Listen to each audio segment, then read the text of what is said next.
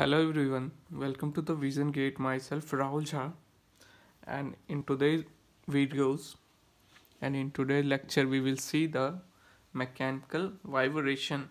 So note down the heading as mechanical vibration. आज से हम लोग इस लेक्चर में मैकेनिकल वाइब्रेशन चालू करने वाले हैं और मैकेनिकल वाइब्रेशन हम लोग को मैक्सिमम 2 to 3 डेज में हम लोग कंप्लीट करने वाले हैं, ज़्यादा से ज़्यादा नंबर ऑफ़ लेक्चर्स कवर करते हुए, और साथ में ही हम लोग थ्योरी और न्यूमेरिकल पार्ट्स भी साथ में ही कवर करने वाले हैं हर एक टॉपिक का। और आप लोगों को जहाँ पे भी प्रॉब्लम हो तो हमें कंसर्न करे, कांटेक्ट करें और हमारे ग्रुप पे डालें जो हमारे विजन गेट के बच्चे हैं, और या फिर आप कमेंट कर सकते हैं हमारे कमेंट सेक्शन में, ठीक है। तो हम लोग बात कर रहे थे मैकेनिकल वाइब्रेशन की। मैकेनिकल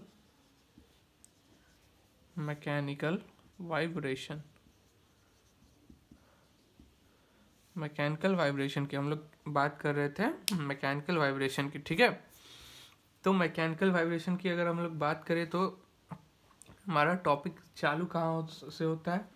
सबसे पहले वाइब्रेशन कहते किसे हैं, ठीक है। तो वाइब्रेशन किसे कहते हैं, तो cyclic position of an object about the mean position. अगर ये हमारा मीन पोजीशन है, इसके अराउंड कोई हमारा साइक्लिक मीन्स मोशन हो रहा है किसी भी ऑब्जेक्ट का मीन पोजीशन के अबाउट, तो उस टाइप के मोशन को हम लोग क्या बोलते हैं, वाइब्रेशन बोलते हैं, ठीक है।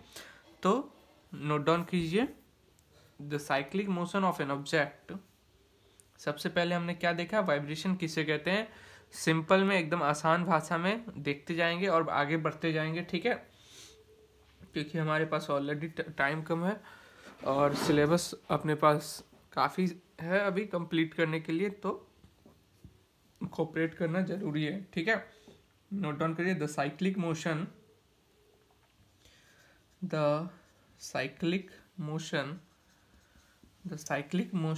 Of an object about the mean position is known as vibration. The cyclic motion of an object about the mean position के अबाउट अगर कोई भी ऑब्जेक्ट साइक्लिक मोशन कर रहा है तो उस टाइप को मोशन को हम लोग क्या बोलेंगे, वाइब्रेशन का टर्म दे सकते हैं, ठीक है। अब कौन कौन बॉडी में वाइब्रेशन हो सकता है, ठीक है। तो जिस बॉडी के पास इनर्शिया और स्टिफनेस है तो उस बॉडी के पास वो बॉडी कैपेबल है वाइब्रेशन के लिए। जिस बॉडी के पास इनर्शिया और स्टिफनेस है तो वो बॉडी क्या है, कैपेबल है वाइब्रेशन के लिए, ठीक है। नोट डाउन कीजिए, all the bodies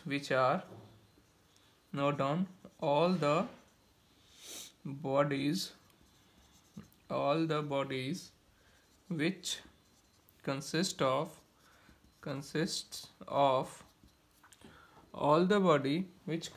of inertia and stiffness. Inertia underline कीजिए, इनर्शिया एंड स्टिफनेस। इनर्शिया और स्टिफनेस जिस भी बॉडी में रहेगा वो किसके कैपेबल है, वाइब्रेशन करने के। जो मैं नोट पॉइंट डालते जा रहा हूँ आप लोग को नोट डाउन करना है, ठीक है। Inertia and stiffness are capable of vibration, ठीक है। यहाँ तक clear. All the bodies which consist of inertia and stiffness are capable of vibration. यहाँ तक क्लियर सभी को, सभी बातें, ठीक है। अब वाइब्रेशन में क्या होता है, वाइब्रेशन में कौन सा एनर्जी किस फॉर्म में चेंज होता है, ठीक है। तो नोट डाउन करिए, हमारा वाइब्रेशन में काइनेटिक एनर्जी किस फॉर्म में कन्वर्ट होता है, पोटेंशियल एनर्जी के फॉर्म में, ठीक है। काइनेटिक एनर्जी किस फॉर्म में कन्वर्ट होता है, पोटेंशियल एनर्जी के फॉर्म में, एंड वाइस वर्सा, ठीक है। ओके, अच्छा, और ये कन्वर्जन जो हो रहा है potential energy into kinetic energy into potential energy and potential energy into kinetic energy, ये एनर्जी लॉस के साथ भी हो सकता है और बिना एनर्जी लॉस के भी हो सकता है। तो नोट डाउन कीजिए, ड्यूरिंग वाइब्रेशन, नोट डाउन कीजिए, during vibration the kinetic energy will convert into, during vibration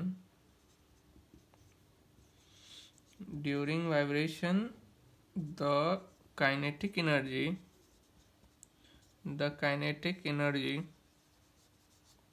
during vibration the kinetic energy will be converted into potential energy. The kinetic energy will be converted into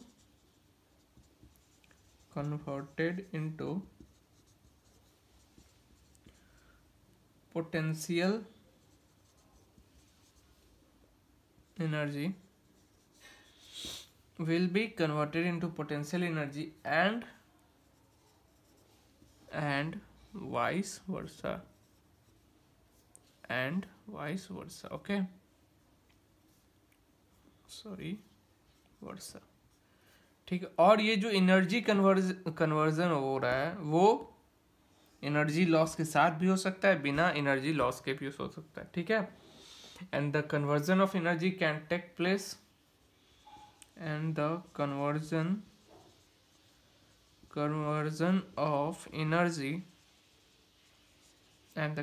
of energy can take place with or without energy loss, and the conversion of energy can take place with और without energy loss. यहाँ तक clear सभी को?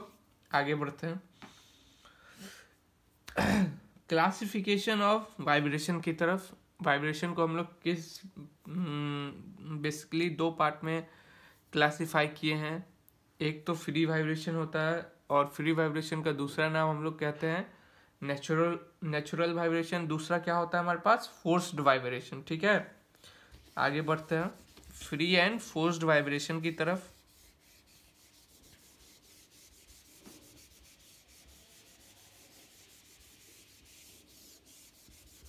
आगे हम लोग free and forced vibration की बात करेंगे।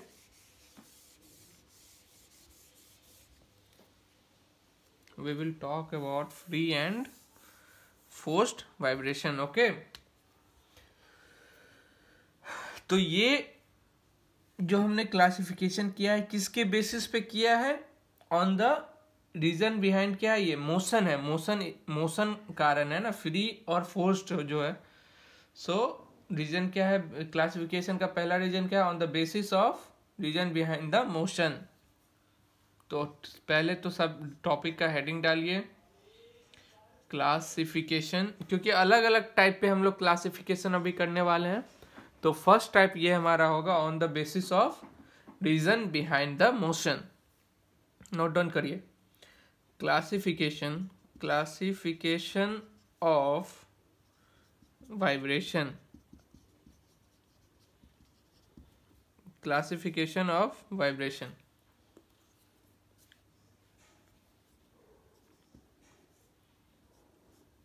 Classifications of vibrations, okay. पहला on the basis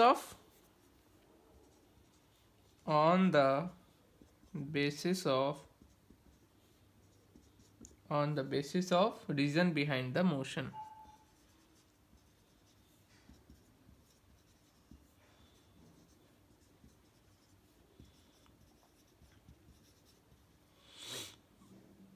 on the basis of reason behind the motion. यहाँ तक clear? On the basis of reason behind the motion, ये हमारा पहला पार्ट है क्लासिफिकेशन ऑफ वाइब्रेशन के। तो इस पार्ट में हम लोग वाइब्रेशन को ब्रॉडली दो कैटेगरी में क्लासिफाई करते हैं। पहला, we will classify vibration into broadly two category, vibrations into two parts. First one is forced vibration जो हम लोग लास्ट में पढ़ने वाले हैं, फोर्स्ड वाइब्रेशन एंड फ्री और नेचुरल वाइब्रेशन, फ्री और नेचुरल वाइब्रेशन, फ्री और नेचुरल वाइब्रेशन। फ्री और नेचुरल दोनों सेम नाम होता है, फ्री और नेचुरल वाइब्रेशन, और ये फोर्स्ड वाइब्रेशन हमारा हो गया। ठीक है, तो अब फ्री वाइब्रेशन किसे कहते हैं और फोर्स्ड वाइब्रेशन किसे कहते हैं? तो फ्री वाइब्रेशन किसे कहते हैं मैं नोट डाउन कराता हूं, आप लोग को पढ़ के समझ में आ जाएगा। ठीक है, नोट डाउन करिए या फिर पहले समझ लेते हैं। अगर हम किसी भी सिस्टम को इनिशियल पोजीशन से डिस्टर्ब कर रहे हैं, ठीक है, कोई भी एक्सटर्नल फोर्स लगा के या फिर टॉर्क लगा के, ठीक है, और जो हमने फोर्स लगाया या फिर जिससे हमने टॉर्क लगाया उसको हमने रिमूव कर लिया, ठीक है, उसको हमने रिमूव कर दिया। इसका क्या मतलब, सिस्टम जो हमारा है system is allowed to oscillate by its own. हमारा जो सिस्टम है वो ऑसिलेट किससे, खुद के वजह से करेगा, कोई भी फोर्स इस पे नहीं है। तो इस टाइप के वाइब्रेशन को हमने फ्री वाइब्रेशन, हम लोग फ्री वाइब्रेशन के कैटेगरी में रखते हैं। और जब भी हमारा फोर्स्ड हमेशा लगते रहता है वाइब्रेशन पे, तो उस टाइप के वाइब्रेशन को हम लोग फोर्स्ड वाइब्रेशन कहते हैं। ठीक है, आगे हम लोग और अच्छे से पढ़ने वाले हैं फोर्स्ड वाइब्रेशन क्या होने वाला है। ठीक है, तो पहले फ्री वाइब्रेशन का डिफिनेशन लिख लेते हैं अभी, फ्री और फोर्स्ड वाइब्रेशन की। ठीक है, तो नोट डाउन करिए, if the system is disturb from the initial position with some external force, if the system is disturbed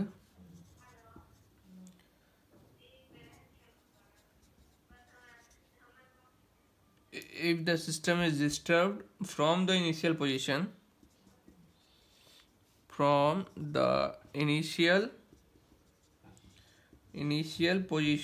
the system is disturbed from the initial position with some external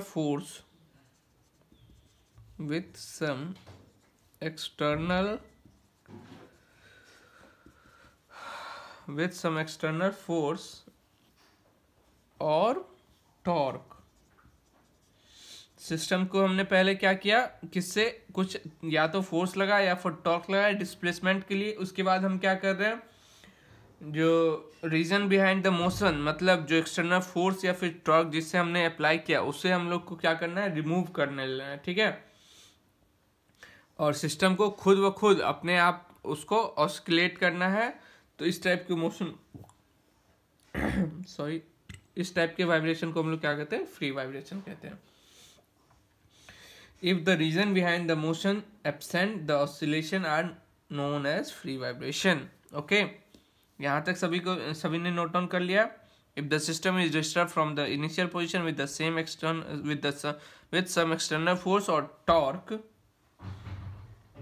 and the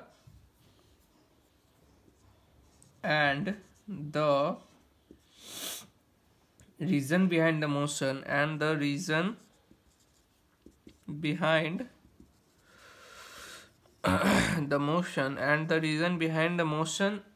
is removed,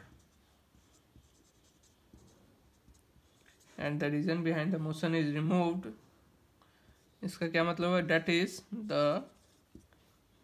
the system is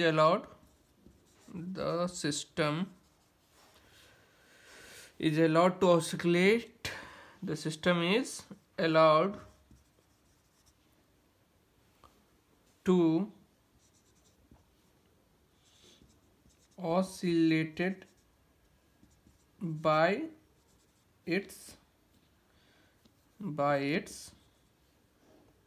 own। ठीक है, the vibration is known है, इस type के vibration को हम लोग क्या कहेंगे, फ्री वाइब्रेशन। यहाँ पे आप लोग नोट डाउन करिए, the vibration is known as free vibration. यहाँ तक सभी को समझ में आया। इसको अगर हम लोग को कंक्लूड करना है तो क्या बोलेंगे, इसको अगर हम लोग को कंक्लूड करना है तो क्या नोट डाउन करेंगे, एक छोटा सा लाइन में, if the reason behind the, note करिए, इफ द रीजन, जो भी हमारा रीजन है, मतलब फोर्स लगाने का, जिससे भी हम लोग फोर्स लगा रहे हैं, ठीक है, अगर हम लोग ये, अगर डस्टर है, ठीक है, अगर हम लोग ये फोर्स इस मार्कर से अप्लाई कर रहे हैं और ये ऑसिलेट कर रहा है मीन पोजीशन के अबाउट, तो इस मार्कर को हम लोग को हटा लेना है, ठीक है। तब भी अगर ये ऑसिलेट कर रहे हैं, तब भी अगर ये ऑसिलेट करते रहे मीन पोजीशन के अबाउट, तो उस टाइप के मोशन को हम लोग कहते हैं फ्री और नेचुरल वाइब्रेशन, ठीक है। If the reason behind the motion, if the reason behind the motion is absent, the oscillation are known as free vibration. The oscillation are known as free vibration. ठीक है, यहाँ तक clear सभी को? If the reason behind the motion is absent, the oscillation are known as free vibration. ठीक है, यहाँ तक क्लियर? आगे हम लोग बात करेंगे फोर्स्ड वाइब्रेशन की। ठीक है, फोर्स्ड वाइब्रेशन की अगर हम लोग यहाँ पे बात करें तो फोर्स्ड वाइब्रेशन क्या होता है, नोट डाउन करिए। फोर्स्ड वाइब्रेशन की अगर हम लोग यहाँ पे बात करें तो क्या होता है हमारे पास forced vibration,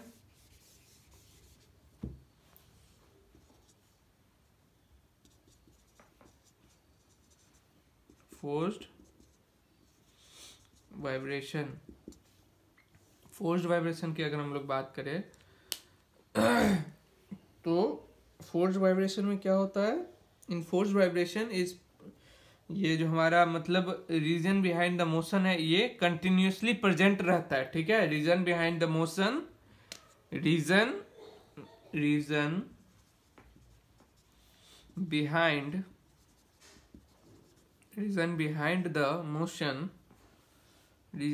the motion is present continuously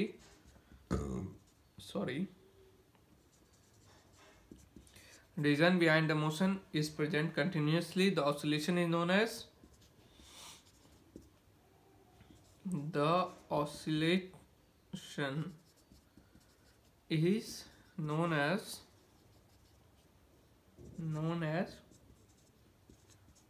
forced vibration.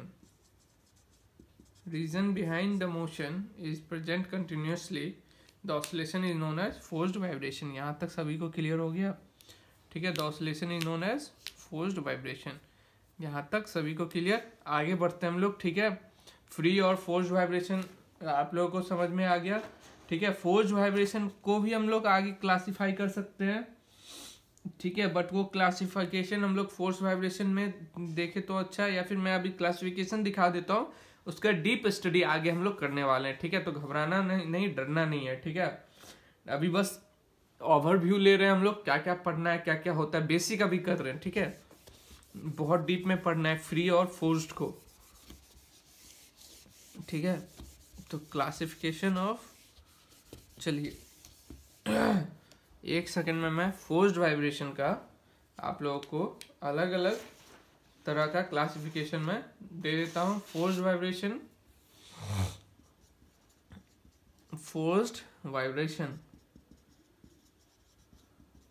Vibration की बात करें तो फोर्स्ड वाइब्रेशन को ब्रॉडली हम लोग 3 कैटेगरी में कैटेगराइज करते हैं, 3 कैटेगरी में सेपरेट करते हैं। एक्सटर्नल एक्साइटेशन की वजह से जो हमारा फोर्स्ड वाइब्रेशन हो रहा है, एक्सटर्नल एक्साइटेशन की वजह से जो हमारा फोर्स वाइब्रेशन हो रहा है। इसके बाद हमारा किसकी वजह से हो रहा है, force vibration due to unbalanced mass, जो कि हम लोग पीछे शांतनु सर ने लिया भी होगा अनबैलेंस मास का। ठीक है, इस चैप्टर में भी देखेंगे रोटेटिंग अनबैलेंस या फिर रेसिप्रोकेटिंग अनबैलेंस क्या होता है। फोर्स्ड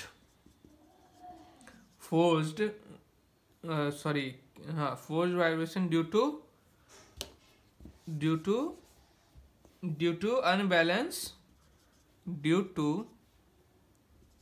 अनबैलेंस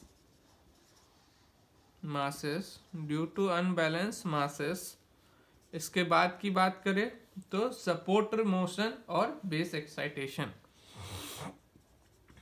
सपोर्ट मोशन और base excitation.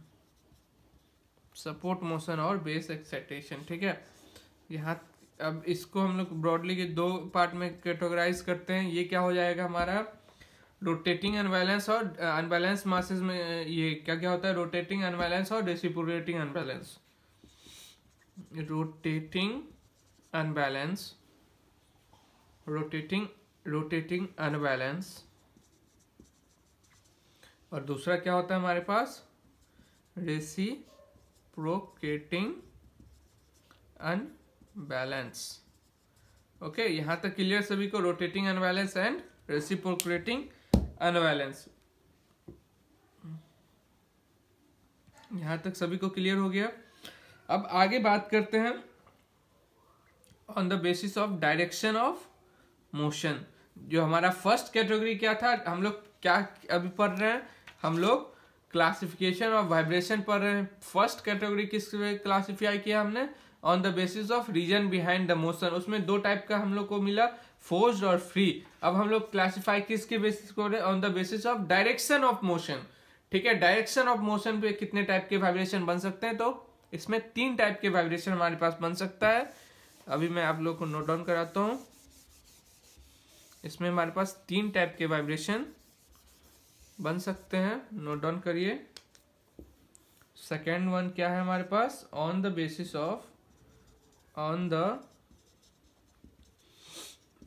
Of direction of motion, ठीक है। डायरेक्शन ऑफ मोशन की अगर बात करें तो इस पे कितना हमारे पास वाइब्रेशन को कितने पार्ट में हम लोग क्लासिफाई कर सकते हैं, तो बेसिकली 3 पार्ट्स में वाइब्रेशन को हम लोग बेसिकली 3 पार्ट्स में क्लासिफाई कर सकते हैं। को क्या होगा, पहला longitudinal vibration, second one is transverse vibration, third one is torsional vibration, ठीक है।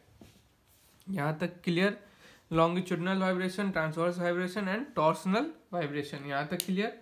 अब एक एक करके समझेंगे क्या होता है लॉन्गिट्यूडनल वाइब्रेशन, क्या होता है ट्रांसवर्स वाइब्रेशन, क्या होता है टॉर्सनल वाइब्रेशन, ठीक है। तो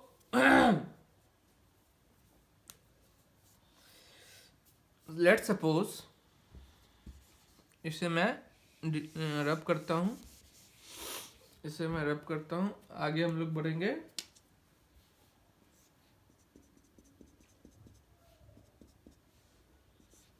ये हमारा कोई सिस्टम है,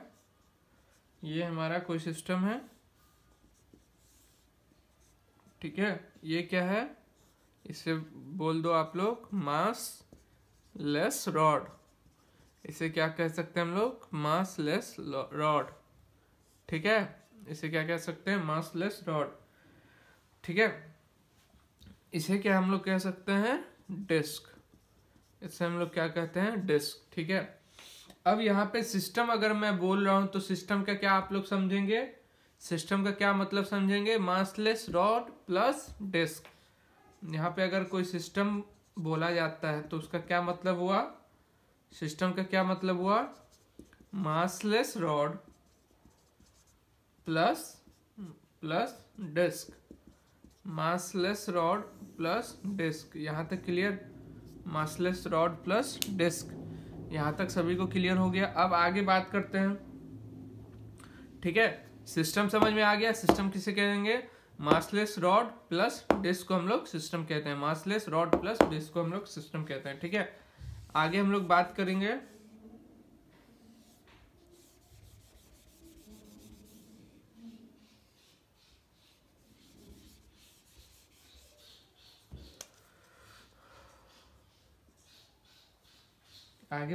हम लोग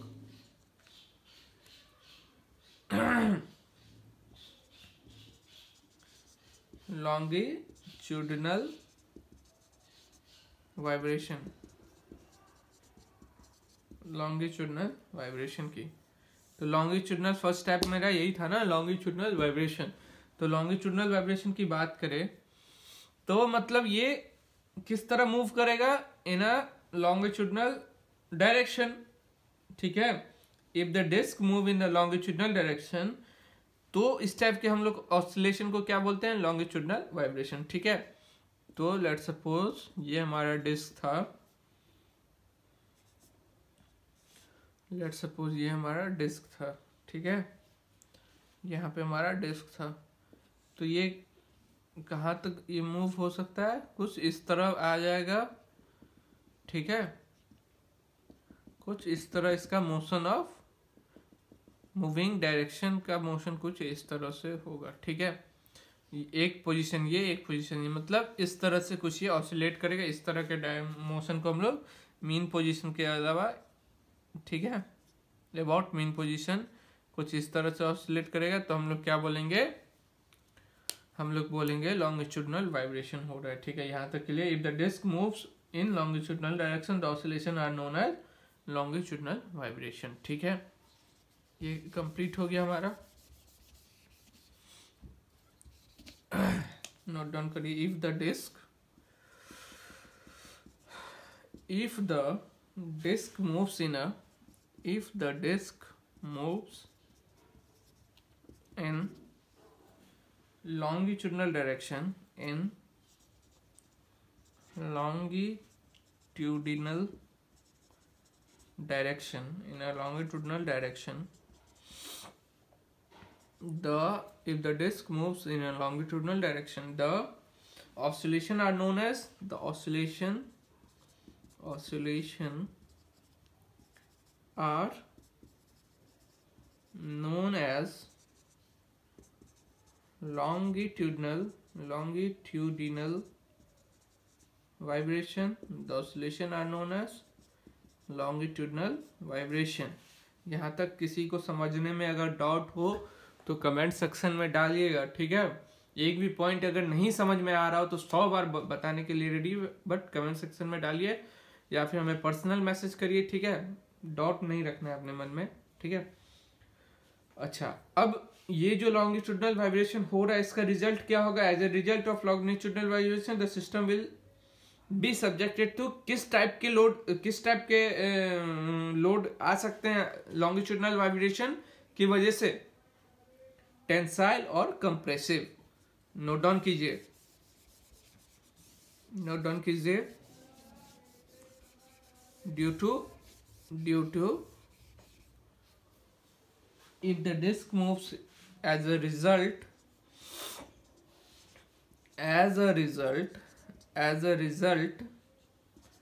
of longitudinal vibration की वजह से कौन से हम लोग को इफेक्ट देखने की, किस पे इफेक्ट देखने के लिए मिलेगा, तो लॉन्गिट्यूडिनल और टेंसाइल और कंप्रेसिव पे इफेक्ट, स्ट्रेस जनरेट होगा, ठीक है। चलिए लिखिए, as a result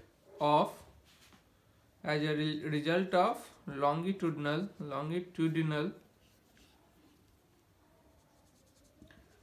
vibration, as a result of longitudinal vibration, the system will be subjected to either direct tensile or compressive stress। यहां तक से क्लियर है, ठीक है, ये समझ में आ गया अच्छे से। इसका नोट डाउन करिए, इस टाइप का ये इसका एग्जांपल क्या होगा, आप लोग बताएंगे, oscillation of spring mass system, oscillation of spring mass system, ठीक है, oscillation of spring mass system. ठीक है, यहां तक क्लियर। आगे बढ़ते हैं हम लोग। ठीक है, नेक्स्ट हमारा क्या था, ट्रांसवर्स वाइब्रेशन। ठीक है, उसके बाद हमारे पास क्या है, टॉर्सनल वाइब्रेशन। ठीक है, ट्रांसवर्स और टॉर्सनल वाइब्रेशन, जितना जल्दी से जल्दी होगा मैं वाइब्रेशन को फिनिश करने वाला हूं, इसमें आप लोग का भी सपोर्ट चाहिए। थर्ड हमारे पास क्या आ जाएगा, ट्रांसवर्स और टॉर्सनल वाइब्रेशन। थर्ड हमारे पास क्या आ जाएगा, ट्रांसवर्स और ट्रांसवर्स वाइब्रेशन, ट्रांसवर्स वाइब्रेशन। ठीक है, ट्रांसवर्स वाइब्रेशन क्या होता है, ठीक है, नोट डाउन करिए, पहले डायग्राम से मैं समझ आ सकता हूं। अगर हमारा जो सिस्टम है वो मूव कर रहा है, मीन्स पोलर एक्सिस, समझ रहे हैं आप लोग, पोलर एक्सिस ने सर ने पीछे जो सर पीछे लेक्चर ले रहे थे वो समझाए होंगे। पोलर एक्सिस के परपेंडिकुलर अगर कोई भी हमारा सिस्टम ऑसिलेट कर रहा है तो उस टाइप के मोशन को हम लोग क्या बोलते हैं, ट्रांसवर्स मोशन। ठीक है, उस टाइप के मोशन को हम लोग क्या बोलते हैं, ट्रांसवर्स मोशन। ठीक है, उस टाइप के मोशन को हम लोग क्या बोलते हैं, ट्रांसवर्स मोशन। उस टाइप के मोशन को हम लोग क्या बोलते हैं, ट्रांसवर्स मोशन। यहां तक clear.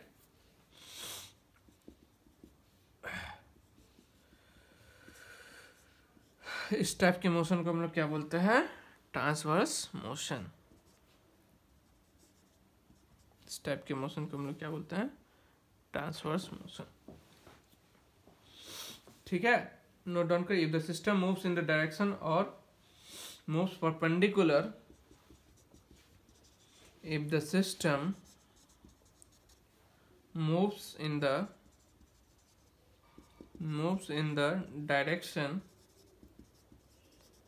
direction or moves perpendicular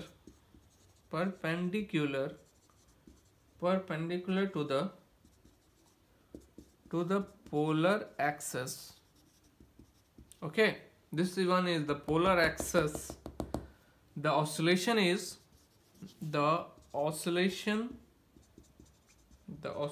are known as transverse vibration. The oscillations are known as transverse vibrations. ठीक है, as a result of it there will be bending stress in the system.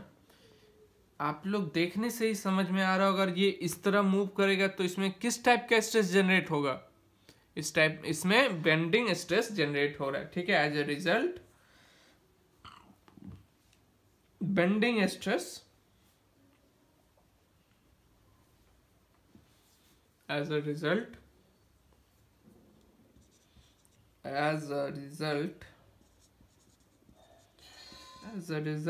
of it there will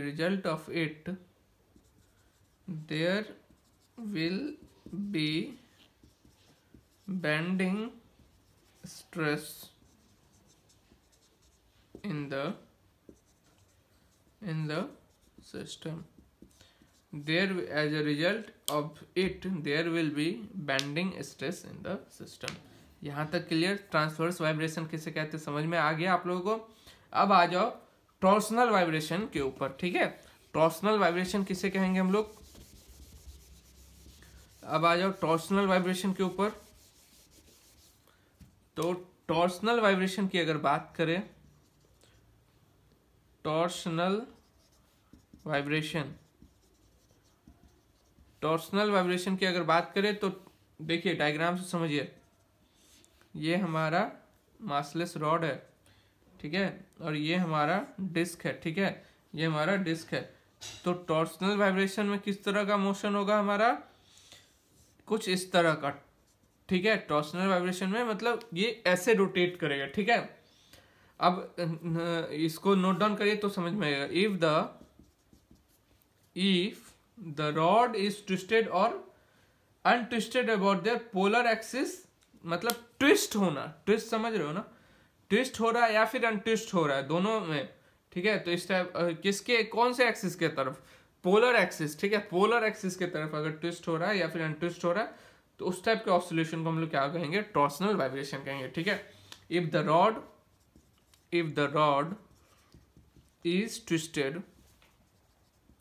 is twisted or untwisted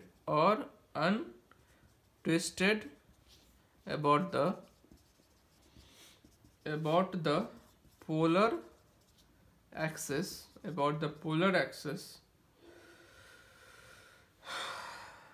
the oscillation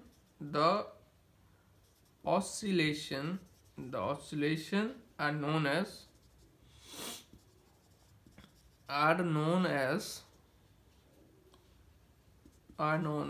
torsional vibration.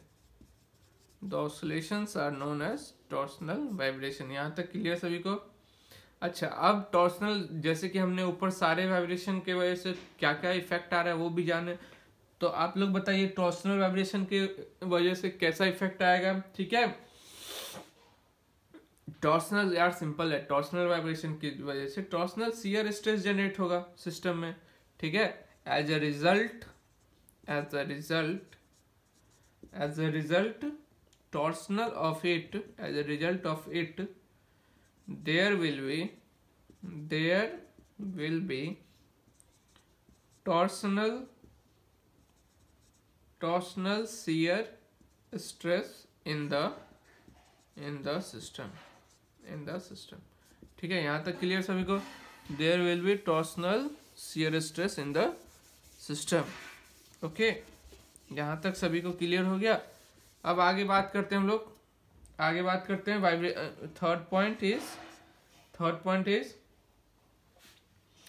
Third point of classification क्या होगा? On the basis of degree of freedom, on the basis of degree of freedom, on the basis of degree of freedom, ठीक है। On the basis of degree of freedom की अगर हम लोग बात करें तो वाइब्रेशन